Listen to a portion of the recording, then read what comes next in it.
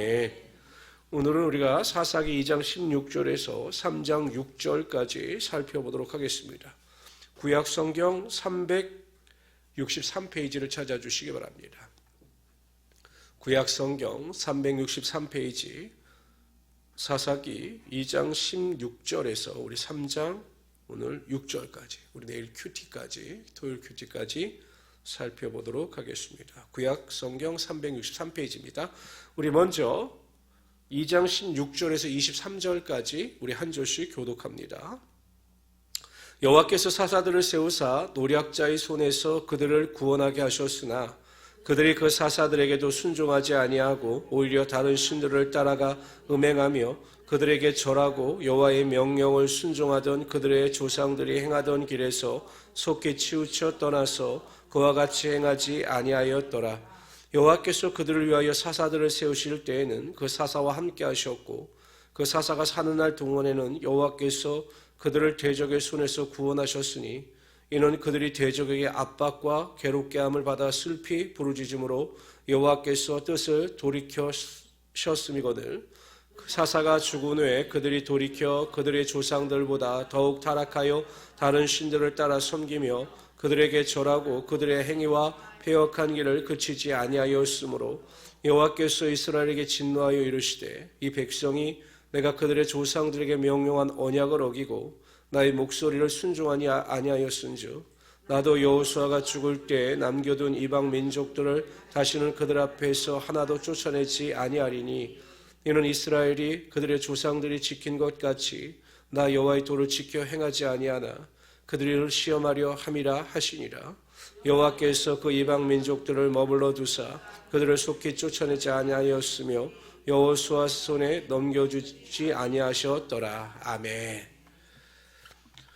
하나님께서는 이스라엘 백성들에게 분명히 가나안 땅에 거하는 모든 족속들을 진멸하라 이렇게 말씀하셨습니다. 그러나 이스라엘 백성들은 하나님의 명령에 불순종합니다. 두 가지 이유였습니다. 가나안 족속들을 두려워한 것이 첫 번째 이유였습니다. 하나님께서 그들과 분명히 함께 하시고 그들에게 능력을 주셨음에도 불구하고 그들은 하나님의 능력, 은혜를 의지하여 그들을 내어쫓지 못했습니다. 그들이 가지고 있는 무기, 철기 문화 때문에 그랬던 것입니다. 두 번째는 그들이 자신들이 하기 힘든 노역, 힘든 노동력이 필요한 곳에 가나안 족속들을 동원하기 위하여 그들을 살려두었습니다. 어찌하였든 그들의 불순종으로 인하여 그들은 결국 큰 고통을 당하게 됩니다. 그 가나안 족속들이 가시와 같은 존재로 이스라엘 백성들을 괴롭게 하고 힘들게 하였습니다. 하나님께서 오히려 그들을 그냥 방치하셨습니다. 왜냐하면 그들의 불순종으로 인하여 그들의 고통을 그들이 스스로 끌어들였기 때문입니다. 그러나 하나님은 여전히 이스라엘 백성들을 사랑하셨습니다. 그래서 사사들을 세우시고 사사들을 통해서 그들을 돕고 그들을 인도하기를 원하셨던 것입니다. 오늘 본문에도 보면 하나님의 긍휼과 자비하심이 18절에서 이렇게 기록되어 있습니다. 대적에게 압박과 괴롭게 함을 받아 슬피 부르짖음으로 여호와께서 뜻을 돌이키셨나니 하나님의 뜻, 징계를 돌이키신 것입니다. 그러니까 이스라엘 백성들의 괴로움 가운데 하나님 앞에 간절히 기도하자 하나님은 그 사랑의 마음을 가지고 그들을 더 이상 괴롭게 하지 아니하시며 그들의 부르짖음 가운데 응답하여 주셔서 그들의 모든 대적으로부터 그들을 구원하여 주셨던 것입니다. 예수님께서 여리고 지옥으로 내려가실 때 앞을 보지 못하는 맹인 바티메오가 예수님께 대한 소망을 가지고 예수님 앞에 나옵니다. 그래서 예수님께서 지나가신다는 소리를 듣고 크게 외칩니다. 다윗의 자손 예수여 나를 불쌍히 여기소서. 이것은 외침이 아니라 간절한 기도였습니다. 나를 불쌍히 여기소서 나를 도와주시옵소서.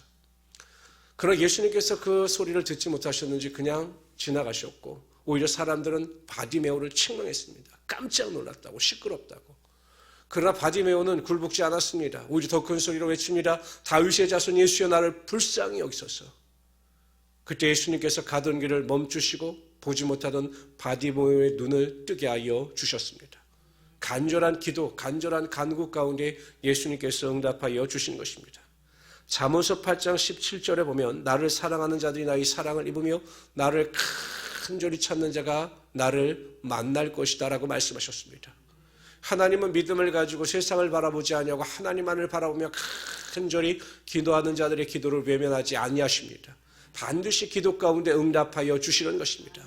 우리가 구하지 아니한 크고 비밀한 일까지 우리에게 은혜와 능력으로 함께하여 주시는 것입니다. 그러므로 우리 성도 여러분, 어떠한 상황 가운데 낙심하지 마십시오. 하나님은 우리의 기도를 반드시 들으십니다.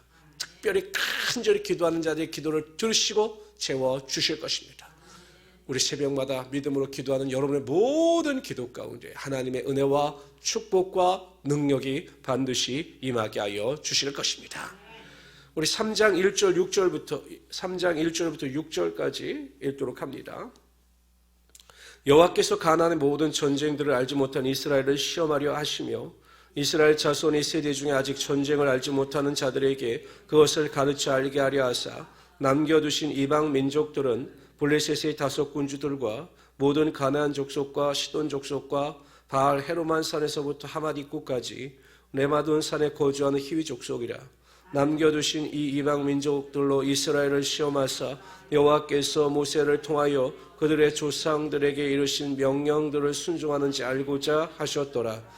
그러므로 이스라엘 족속 자손은 가나안 족속과 헷 족속과 아모리 족속과 브리스 족속과 히 족속과 여부스 족속 가운데 거주하면서 그들의 딸들을 맞아 아내로 삼으며 자기 딸들을 그들의 아들에게도 주고 또 그들의 신들을 섬겼더라. 아멘. 하나님께서 전쟁을 알지 못하는 자들, 지금 이스라엘 백성들은 새로 태어난 세대이기 때문에 가나안 땅에서 전쟁을 경험하지 못한 자들입니다. 그러니까 여러분, 고난을 겪지 않았기 때문에, 전쟁을 경험하지 않았기 때문에 그들의 신앙은 온실 속의 화초와 같았던 것입니다.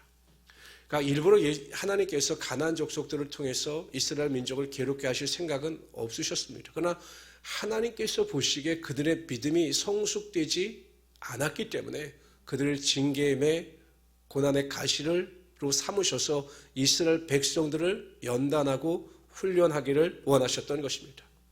그들이 전쟁을 경험하게 되면 그 고난 속에서 하나님을 의지하게 되고 또 그러므로 말미암아 하나님의 능력을 경험할 때 믿음이 더 견고해질 것이다 라고 하나님께서 판단하셨기 때문에 이방 민족을 통해서 그들을 괴롭게 하며 전쟁을 통해서 그들을 훈련하기를 원하셨던 것입니다.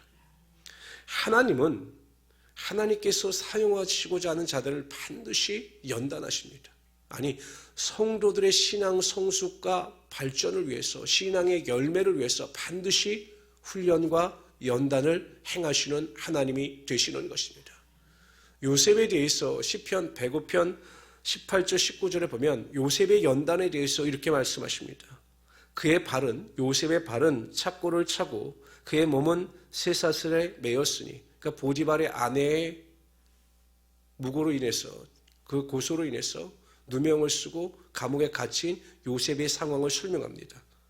쇠사슬에 매였고 발에는 착고를 차고 있었다는 것입니다. 19절에 보면 곧 여호와의 말씀이 응할 때까지라 그의 말씀이 그를 단련하셨도다. 요셉이 감옥에 있을 때 하나님께서 말씀을 가지고 요셉을 연단하시고 그를 단련시키셨던 것입니다. 이사야서 48장 10절에 보면 보라 내가 너를 연단하였으나 은처럼 하지 아니하고 너를 고난의 풀무불에서 택하였노라 라고 말씀하셨습니다. 하나님은 고난과 연단을 통해서 성도들을 성숙케 하시며 연단케 하심으로 더 성숙한 자로 하나님 쓰시기에 합당한 자로 만들어 가시는 것입니다. 그러므로 연단과 고난이 절대 무익한 것은 아닙니다. 오히려 고난을 통해서, 연단을 통해서 믿음이 새롭게 변화되게 되며 믿음이 견고해져서 하나님 앞에 더 가까이 나아갈 수 있게 되는 것입니다. 그러므로 우리는 연단이나 고난을 두려워할 필요가 없습니다. 시편 기자는 시편 119편 67절에서 이렇게 고백합니다. 고난당하기 전에 내가 그릇 행하였더니 이제는 주의 말씀을 지키나이다. 고난당하기 전에 자신의 생각대로 자신의 뜻대로 살았던 자가 고난을 통해서 하나님을 경험하고 하나님을 만나 말씀 중심의 사람으로 변화되었음을 고백하고 있는 것입니다. 그러면 우리의 삶에 다가오는 연단, 하나님의 시험에 대해서 두려워하지 마시기를 바랍니다. 고난이 변하여 영광이 되고 고난이 변해서 은혜가 되는 것입니다. 아니, 고난이 변해서 축복이 되는 것입니다. 그래서 야고보서 1장 12절에 보면 시험을 참는 자는 복이 있도다. 이것이 옳다 인정하심을 받은 후에 주께서 자기를 사랑하는 자들에게 약속하신 생명의 면류관을 얻으리라. 성도 여러분, 항상 우리의 삶에 다가오는 어떠한 일도 다 우리의 삶의 유익이 되는 것입니다. 고난 가운데 연단 가운데 있다 할지라도 낙심하지 마십시오. 왜 나에게 이런 문제가 있는가? 왜 나에게 이런 고난이 있는가? 왜 하나님은 나에게 계속해서 고난의 강을 건너게 하시는가? 염려하지 마십시오. 불안해하지 마십시오. 오히려 그 연단과 고난은 하나님의 사람으로 쓰임받기 위한 훈련의 과정이며 그 훈련의 과정을 통과할 때 하나님은 더욱더 큰 축복으로 우리의 삶에 부어주실 것입니다. 그래서 새벽마다 부르짖을 때마다 하나님 연단과 고난을 이길 수 있는 믿음을 부어주시고 믿음을 가지고 하나님 마음에 합당한 자로서 삶을 살아가게 하여 주시옵소서. 매일 부르짖어 기도하시는 우리 성도님들이 되시기를 주님의 이름으로 축원합니다.